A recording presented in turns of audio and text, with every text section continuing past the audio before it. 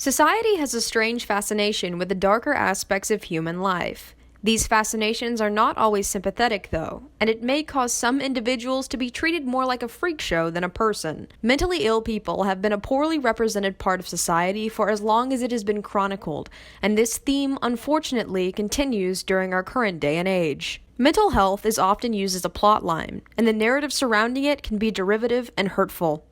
There are few examples readily available in entertainment that portray it successfully and without major flaws. Even then, these portrayals are usually coupled with other harmful acts or behaviors, wherein mental illness is used to justify such acts, as the individual being portrayed is unwell and in need of help. While this can be true in some cases of mental illness, what is not accurate is the depiction of it. These issues are romanticized to the viewers. It allows the character to have more depth through tragedy, which therein glamorizes the struggles that real people face every day. Through struggles with mental illness, most characters then turn to substance abuse or other forms of self-harm.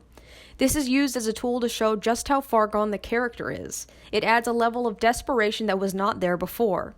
The character is now using escapism to cope with their life, whether it be drugs, alcohol, bodily harm, or sexual deviancy. Very rarely is this shown truthfully and without some level of romanticization. One time where this is successful is in the movie 13, starring Evan Rachel Wood and Nikki Reed. Our protagonist, Tracy, becomes increasingly unstable after befriending bad girl Evie Zamora. Evie's influence, coupled with a tumultuous home life, leads Tracy down a darker and darker path. The film's color gradient becomes increasingly more solemn throughout the film, and Tracy's story ends with no true resolution.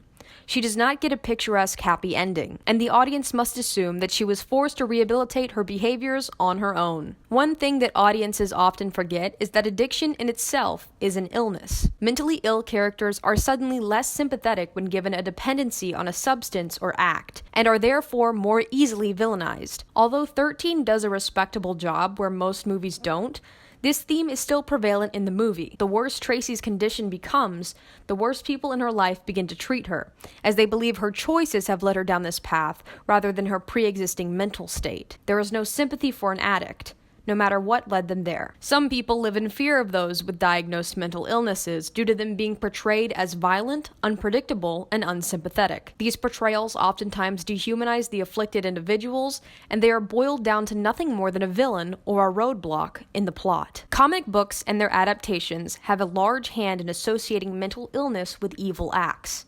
For example, the Batman franchise has such a sizable number of villains portrayed as having mental illnesses that Arkham Asylum is the de facto prison for their abundant, criminally insane population. Another arc is that mental illness is why seemingly good, reasonable individuals suddenly start committing heinous acts. For example, the Green Goblin in Spider-Man and the Joker in Batman. The idea that a good person can suddenly become evil because of their mental illness is an incredibly dangerous one. 30% and 60% of Americans thought that patients with depression and schizophrenia, respectively, were likely to commit a violent act. In reality, 95 to 97% of violence in the US is not attributable to mental illness, and patients are much more likely to hurt themselves rather than anyone else. It would follow that to isolate people because a disease that they live with is scary is both cruel and incredibly harmful. Death is oftentimes used as a scare tactic to keep children away from substances or reckless lifestyles. But what happens when an early demise becomes a feasible way out? Problematic depictions of suicide or suicidal ideation can lead audiences to believe that it can be romantic, an act of revenge, or simply a band-aid to resolve all current struggles. This is clearly not true. While most media touches on this topic to deflect these views, there are some that underhandedly, and sometimes blatantly, glorify the act. Johann Wolfgang von Goethe's 18th century novel, The Sorrows of Young Werther, deals with themes of unrequited love, and the protagonist's extreme response to it. The tender-hearted protagonist Werther simply cannot cope and therein takes his life. From this, the Werther effect was born. Audiences, mostly made of young men, idealized Werther's character and followed him by committing suicide in a similar fashion. This marks some of the first known examples of copycat suicide. Modern-day examples of the Werther effect can be found everywhere, but most predominantly in the Netflix series 13 Reasons Why, a show where suicide is portrayed as a calculated act of revenge. A study by the National Institutes of Health says that there was a 28.9% increase in teen suicide after the debut of the show, as well as copycat suicides popping up around the nation. While the Werther effect seems to heighten the risk of suicide, the Papageno effect aims to show audiences appropriate alternatives to the act. Mozart's opera, The Magic Flute, depicts a character named Papageno losing his love, which then causes him to plan his suicide. However, unlike Werther, 3 young boys arrive at the last minute and talk him out of it. The line between Werther and Papageno can seem thin, but it all boils down to following some simple rules. Rules that could be the difference between life and death. When covering topics of suicide, it should not be sensationalized or heavily detailed, but instead treated as a public health issue, coupled with resources such as hotline numbers and trigger warnings, and most of all, seen for what it is.